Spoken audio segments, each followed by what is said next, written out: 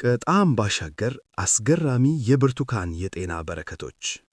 ሰላም ጤና ይስጥልን የተወደዳችሁ የቻናላችን ቤተሰቦች እንደምን ሰነበታችሁ? ዛሬ ዘላችሁ የቀረብነው ርዕስ በሁሉም የኢትዮጵያ ቤት ስለማይጠፋ አዋቂም ሕፃንም ስለሚወደው አንድ ተወዳጅ ፍራፍሬ ነው። እሱም ብርቱካን ነው። ብርቱካን ሲባል ወዲያውኑ ወደ አእምሮአችን የሚመጣው ጣፋጭና መራራ ጣዕሙ እንዲሁም ለውሃ ጥም መቁረጥ ያለው ተሰጥኦ ነው። ነገር ግን ብርቱካን ከጣዕም ባለፈ ለሰውነታችን፣ ለቆዳችን እና ለውስጥ ደዌ ፈውስ የሚሆኑ እጅግ በርካታ የጤና ጥቅሞች እንደያዘ ስንቶቻችን እናውቃለን? በዛሬው ቪዲዮአችን ስለ ብርቱካን ምናልባትም የማታውቋቸውን አስገራሚ የጤና ጥቅሞች፣ እንዴት ብንመገበው እንደሚመረጥ እና ጥንቃቄ ማድረግ ያለባቸው ሰዎች እነማን እንደሆኑ በዝርዝር እንመለከታለን። ከመጀመራችን በፊት ግን ለቻናላችን አዲስ ከሆናችሁ ሰብስክራይብ በማድረግ እና የደውል ምልክቷን በመጫን ቤተሰብ መሆናችን አይርሱ። ወደ ዝርዝር ጉዳዩ እንለፍ።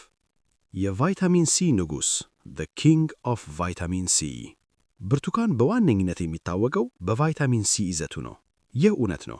አንድ መካከለኛ መጠን ያለው ብርቱካን ለአንድ ሰው በቀን የሚያስፈልገውን የቫይታሚን ሲ መጠን ሙሉ በሙሉ መሸፈን ይችላል። ቫይታሚን ሲ ለምን ይጠቅማል? አንደኛና ዋናው ጥቅሙ የሰውነትን በሽታ የመከላከል አቅም ኢሚዩኒቲ መገንባት ነው።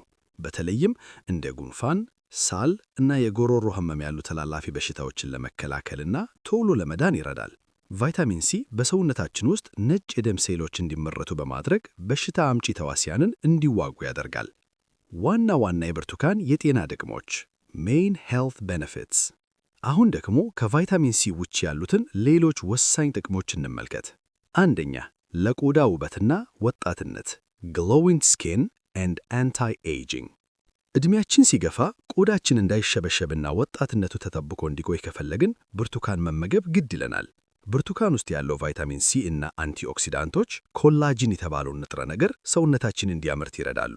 ኮላጂን የቆዳችንን የመለጠጥ አቅም ይጠብቃል፣ ቁስል ቶሎ እንዲድን ይረዳል፣ እንዲሁም በፀሐይ ብርሃን ምክንያት የሚመጣን የቆዳ መጎዳት ይከላከላል። ሁለተኛ፣ ለልብ ጤንነትና ለደም ግፊት ሃርት ሄልት። ብርቱካን ለልባችን ወዳጅ ነው። በውስጡ ፖታሲየም በበቂ ሁኔታ ይዟል። ፖታሲየም የደም ግፊትን በማስተካከል የልብ ህመም ስጋትን ይቀንሳል። በተጨማሪም በብርቱካን ውስጥ የሚገኘው የሚሟላ ፋይበር ሶሉብል ፋይበር በደም ውስጥ ያለውን መጥፎ ኮሌስትሮል መጠን ለመቀነስ ይረዳል። ሶስተኛ፣ የኩላሊት ጠጠርን ይከላከላል ፕሪቨንትስ ኪድኒ ስቶንስ። ይህ ለብዙዎች አዲስ ሊሆን ይችላል። ብርቱካን ሲትሬት የተባለ ንጥረ ነገር በውስጡ ይዟል። ይህ ንጥረ ነገር በኩላሊት ውስጥ ክሪስታሎች ወይም ጠጠሮች እንዳይፈጠሩ ይከላከላል። በቂ የብርቱካን ጭማቂ መጠጣት የሽንት አሲድነትን በማስተካከል ለኩላሊት ጤንነት ትልቅ አስተዋጽኦ ያደርጋል። አራተኛ፣ ለምግብ መፈጨት ሥርዓት ዳይጀሽን።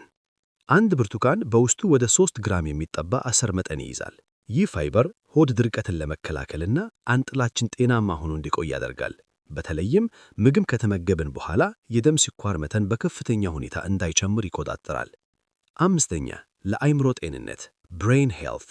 በብርቱካን ውስጥ የሚገኙት ፍላቮኖይድስ የተባሉት ውህቦች ለአእምሮ መታደስ ይጠቅማሉ።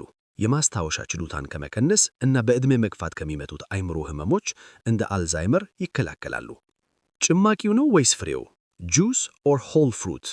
ብዙ ጊዜ ሰዎች የሚጠይቁት ጥያቄ ብርቱካንን ጭማቂ አድርጎ መጠጣት ይሻላል ወይስ ፍሬውን መመገብ የሚለው ነው። ለዚህ መልሱ ፍሬውን መመገብ እጅግ ይመረጣል ነው። ለምን? ብርቱካንን ስንጭመው በውስጡ ያለውን ጠቃሚ ፋይበር እናስወግዳለን።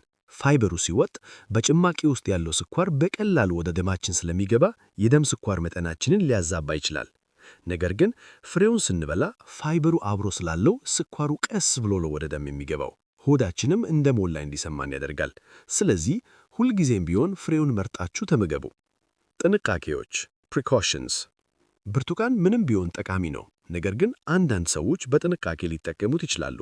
የጨጓራ ህመም ላለባቸው ብርቱካን አሲዳማ ባህሪ ስላለው የጨጓራ ህመም ወይም ጋስትራይቲስ ወይም የሆድ ማቃጠል ላለባቸው ህመሙን ሊቀሰቅስባቸው ይችላል። እነዚህ ሰዎች በባዶ ሆድ ባይመገቡት ይመከራል። የኩላሊት ህመምተኞች ከፍተኛ ኩላሊት ችግር ያለባቸው ሰዎች ሰውነታቸው ፖታሲየምን የማድረት ችሎታ ሊኖርባቸው ስለሚችል ብርቱካንን ከመጠን በላይ መውሰዳቸው በፊት ሐኪማቸውን መማከራቸው ይመከራል። ማጠቃለያ ኮንክሉዥን። በአጠቃላይ ብርቱካን ተፈጥሮ ለሰው ልጅ የሰጠችው ድንቅ መድኃኒትና ምግብ ነው። በቀን አንድ ብርቱካን መመገብ በሽታን የመከላከል አቅማችንን ከማሳደግ ጀምሮ እስከ ቆዳ ውበት ድረስ ዘርፈ ብዙ ጥቅም ይሰጠናል። በተለይም አሁን ባለንበት ዘመን ከተለያዩ ቫይረሶች ራሳችንን ለመጠበቅ ብርቱካንን የዕለት ተዕለት ምግባችን ልናደርገው ይገባል። እናንተስ ብርቱካንን እንዴት መመገብ ትወዳላችሁ? ጭማቂው ነው ወይስ ፍሬውን? ሐሳባችሁን በኮሜንት መስጫው ላይ አጋሩን። ይህ ቪዲዮ ጠቃሚ መረጃ እንደሰጣችሁ ተስፋ እናደርጋለን። ከወደዳችሁት ላይክ ማድረግ እንዳትረሱ። ለወዳጅ ዘመዶችም እንዲደርስ ሼር ያደርጉ። ለቻናላችን አዲስ ከሆናችሁ ደግሞ ሰብስክራይብ በማድረግ ቤተሰባችንን ይቀላቀሉ። በቀጣይ በሌላ ጤናማና ጠቃሚ ቪዲዮ እስክንገናኝ ጤና ይስጥልን።